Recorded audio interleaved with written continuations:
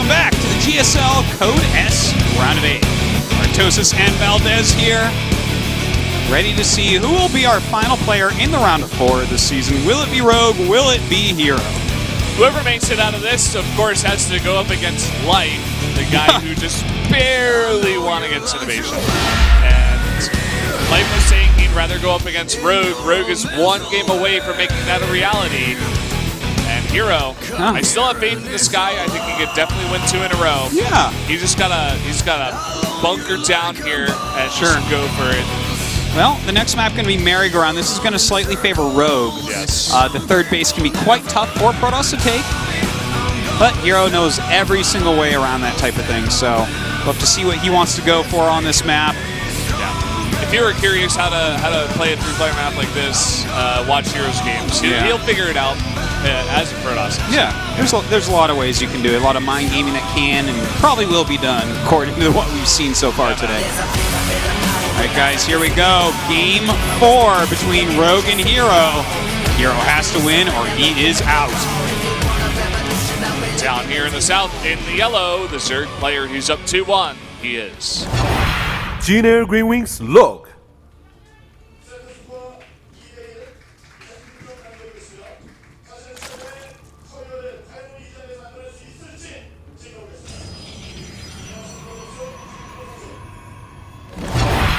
Oh, CJ sorry. herO. I did that thing again where I'm just like really concentrating. I totally phased out as well. I was watching that probe actually like go back and forth. He was missing a little bit of mining time rather. It says try your hardest to go straight and go right. It's another reference to that thing that Rogue said. So we do have a high ground wall here. Oh, and he's not going to scout behind it. Sometimes you see that gateway into a scout and just a nexus right after. It's like safe against early pools. But I mean, he might be going for an actual core and gas and everything before the nexus. Definitely a possibility. And yeah, he's getting that. So already my mind kind of racing of the possibilities here. Definitely could do something like a quick 4-gate push after nexus like we see San do the same thing, in every game for the past 2 years against Zerg. The San build. It's a fine build for this map. When this map first came out, in fact, that was my go-to for it because I'm like, well, this third's hard, man. I'm just going to attack early, you know. And a very nice counter here by Rogue. Look at that. Hatch before pool. He's going to be very happy with what he finds here. And hero's going to be very unhappy with what he scouts. Oh. Yeah, switching locations. Perfect, too. Love it. Very nice. These two are very good. I'm really impressed with Rogue today, man. I think he's like really bringing it today. Yeah. There's just some times with Rogue for me where he just like gets totally stomped by like Sheik 0-2, and I'm like, wait, what? Like, how does that happen? But he is actually, like, I would say one of the smartest Zergs that there actually are. Dude, when he last year, it was an IM qualifier, and I'm trying to remember exactly which one it was. I believe it could have been the Katowice one, but when he went through the Korean qualifier and beat Sulky in the finals, I watched that run, and I was like, oh my god, he beat, like, every good Korean, and he was just on fire for a little bit. And I was like, well, I guess this guy's just became one of the best Zergs in the world. And he kind of dropped off for a while. You know, but here he is, and like he's done very well this season. He's kept a great attitude about him. How he said like all he wants to do this year is improve. Yeah, I love it. That's like what you need to hear from someone like him to become a godly player. But here he is, and he's like playing so smart. He's so well prepared. Oh yeah, I'm just so excited about this kid's future. That's the biggest thing for me. Like he obviously cares a ton about this to the point where he's just like preparing so much for every single series, especially this one here. It's kind of his last hope as he was kicked out of SSL. Yeah. Just waiting for the queen right now to try to clean up. herO knows this, so he's trying to make something happen here. Or just run. That works too. This zealot is so cheeky. There is a probe. Yeah, and look at this. This is, in fact, the 4-gate follow-up. So this is a very powerful build. Speed is a little bit slow here. We don't have a lot of queens. We don't have a Roach Warren. I would say that he's going to kill the third. It's looking like it. I mean, there's a queen and 2 lings on the way. This isn't going to be enough. Like 8 lings now. Do you counterattack here as Rogue? I don't think so, because if he just gets the wall up and puts like sentries behind it. Yeah, there's already basically a wall. He has a sentry too. Yeah. So, I mean, this is the San build. herO will do it well, I'm sure, but not as well as San, because nobody can. San's the only one that can do the San build to his 100% capacity. Yeah, it's a fact. San is the only one that knows every type of immortal push that can come after this. Well, we do have 2 queens out here, or 3 queens now, and a lot of lings. Queens are super important in actually defending this correctly. Oh, what happened here? Oh, that was a huge mistake. Uh-oh. Good micro. Uh-oh, speed. Okay, he locks in all the way. That's really important. Okay, wow, that was actually very well done. That is some good crisis management that we just saw right there. It's not over yet, though. A lot of links pouring across the map. Force You need to see field! it's the force field. Force field, okay. Okay. There we go. But again, those 2 gates, they're not powered. One of them won't be. And that's Okay, there we go. that's kind of an issue. Well, I guess he can actually walk up and probably kill this. But Rogue right now deciding he just wants to break through. That's all that matters to him. We can have a recall back, but he's got to get that hatch before he recalls back, I would say. This is just so many links doing a lot of damage. He's really close to getting that hatch, in fact. We may see that recall soon. A huge wall set up here by herO and a lot of links wasted. Recall does go off, and he should be just fine. Yeah, with the Zealots back home and all, he is totally fine. Holds it off. Only 26 drones out on the map. And now herO can kind of do anything behind this, but I would imagine that he wants to do like maybe an immortal push follow-up or something like that. Yeah. Getting that forge for +1 makes a lot of sense as well, but once you kill your opponent's base, you made this many lings, I think you really should follow it up with a very powerful attack. I agree. We do see that Robo on the way already, so nice. you might be correct in this. What does Rogue do? Because I'm sure he's thinking the same thing right now. He's like, okay, what is herO going to follow this up with? What can I expect now? If you have to guess as Rogue, I think your first guess would have to be Immortal Push, right? Because that's the natural follow-up to this, because normally you want a lot of Zealots with it anyways, and you know, you've already taken a lot of damage. It seems like the most deadly follow-up. Yeah. Maybe like a Blink and Expand could be another choice. Maybe a Warp Prism and many gates, something like that. I think this is quite good. And in fact, he is actually getting a Twilight, so I mean, we might not be 100% on. This is a huge amount of lings in Yeah. front. It's going to force this recall. That's good. He's using up a lot of energy here. Another nice counterattack by Rogue. He's buying himself a decent amount of time. We see a Hydralisk then on the way. You know, I do want to mention, for absolute world-class top-end Zergs, this is something that we just see repeatedly, that the Zergs that are a little bit below and can't break in, that we never see it from, they always force players to go back home. Yep. These counterattacks, they're just the bread and butter of top-class Zerg. Very true. And Rogue, I don't think he got the scout on the third base, in fact. Maybe not. The angle from which he saw those units coming from, he's probably thinking, oh, this could definitely be a third. I think he's going to want to go around and check.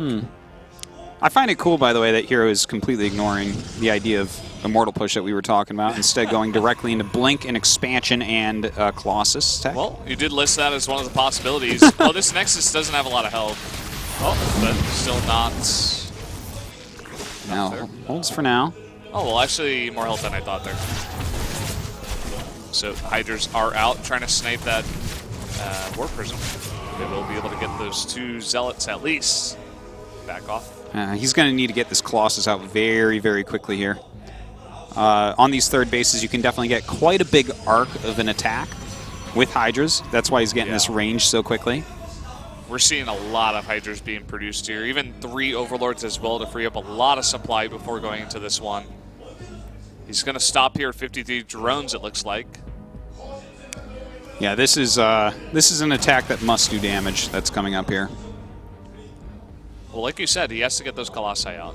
Based on what Rogue is seeing, I guess he's saying, like, oh, maybe this is my best chance to just claw myself back in this game, you know.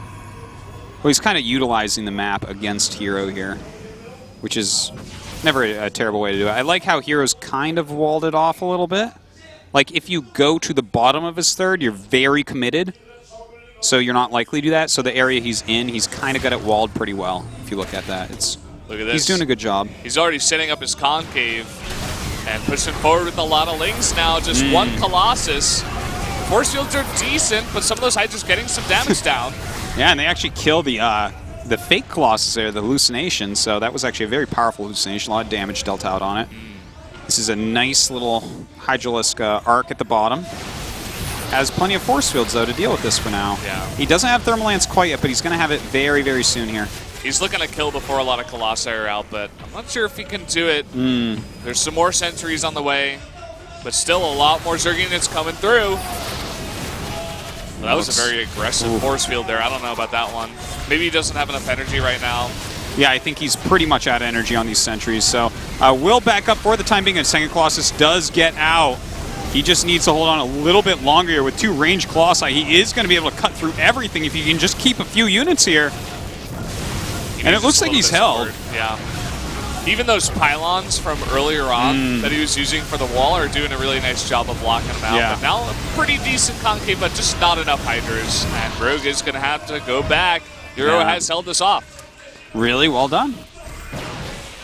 Still more units being rallied up, but like this is really herO favored right now. 3 base versus 3 base, where Protoss actually has more workers. He has better tech.